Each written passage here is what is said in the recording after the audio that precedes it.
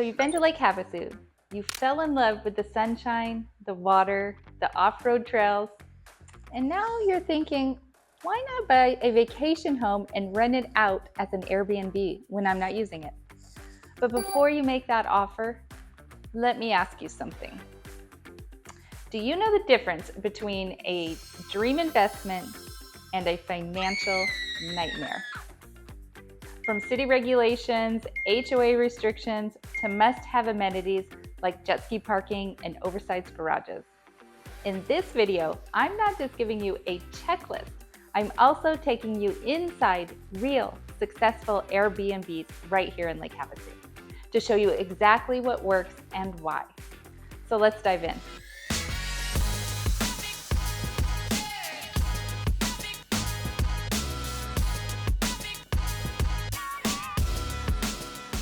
Hey everyone, I'm Christina Horton, a local real estate professional right here in beautiful Lake Havasu City. And I help investors, vacation home buyers, and families just like you find the perfect property, whether it's for making memories or making money. Today, we're going over everything that you need to consider before buying a short-term rental home in Havasu. And we'll tour a current high-performing Airbnb so that you can see the real-world potential for yourself. So let's get started. So first up, location. Yes, Havasu is gorgeous across the board, but not every area is ideal for a vacation rental. So take this home as an example. The property that we're touring today is just minutes from the lake. Close to downtown, restaurants, launch ramps. So remember, easy access equals happy guests. When looking for a short-term rental, ask this question. Is it near the lake or event areas? Is it easily accessible during peak seasons and events like Desert Storm? Remember, our streets can be very hard to navigate. You don't want to have to make 45 turns while pulling a boat.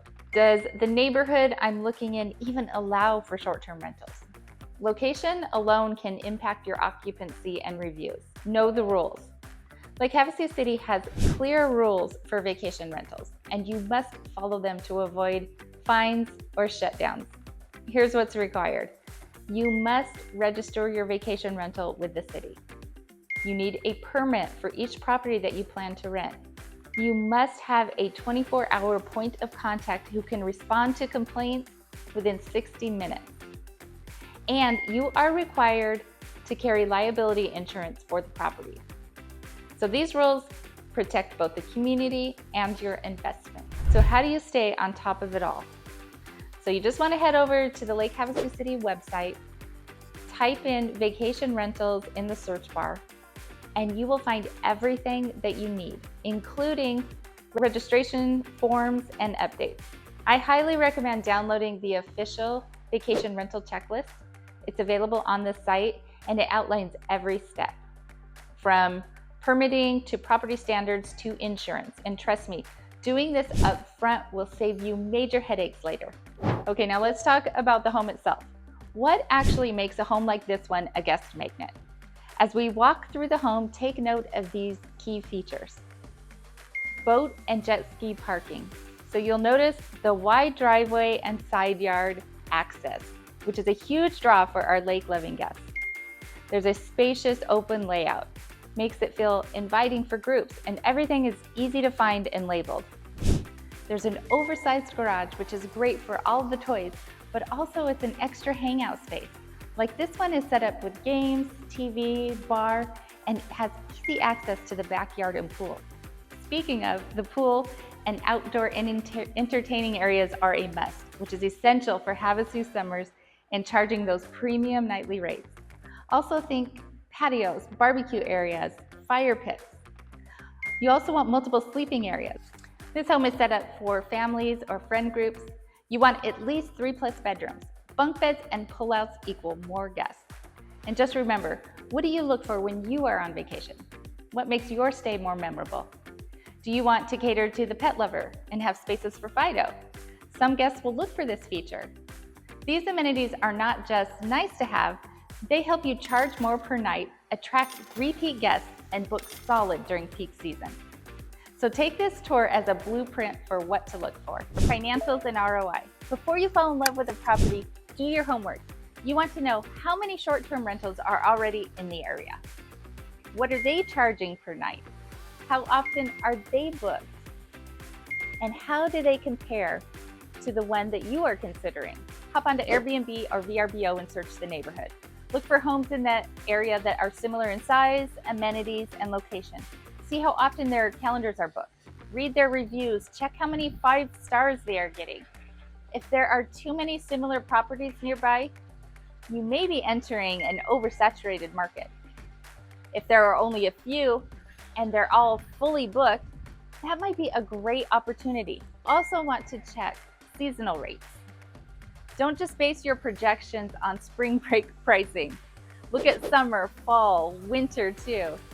And if you want a shortcut, there are tools like AirDNA or MashVisor that provide rental data, occupancy rates, revenue projections that all help you make a smarter decision. Remember, you're not just buying a home, you're buying a business model.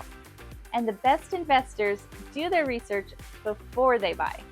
Okay, let's talk about making money. Owning a vacation rental means running the numbers carefully.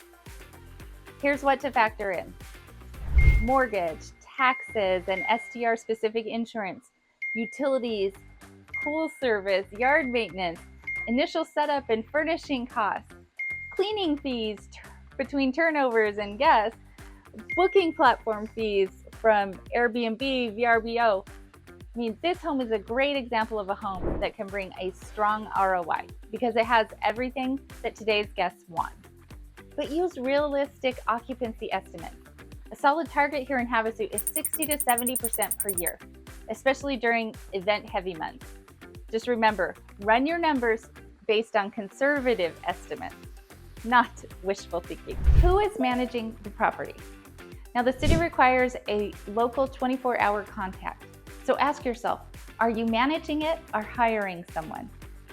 Many successful hosts use local property managers who handle bookings, guest questions, cleanings, and emergencies. And yes, they usually charge 20 to 30%, but they also make your life easier and your reviews better. If you're serious about this being hands-off, get your team in place before you launch. Red flags and pitfalls. Okay, so here's what to watch out for when buying. There's limited parking. Big issue in a lake town. There's an outdated AC or electrical. Now, this climate is hard on old systems. Poor curb appeal. First impressions matter online and in person.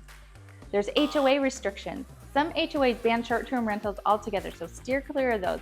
And always verify zoning, HOA rules, city compliance before you close.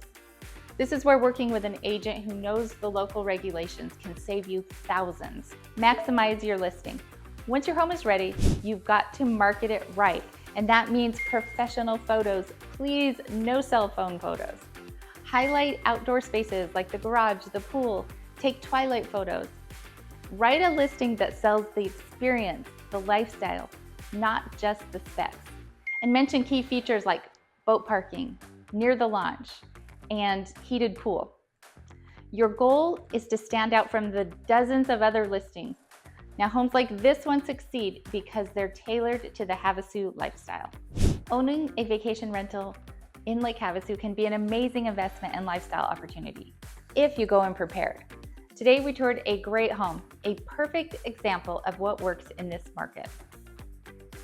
So if you'd like to rent this home on your next visit to Lake Havasu, then reach out to me and I will give you all of the details. From city rules, parking requirements, to amenities like a pool, an RV garage, every detail matters. If you are thinking about buying a home and using it for an Airbnb here in Havasu, I would love to help you find one that checks all the boxes.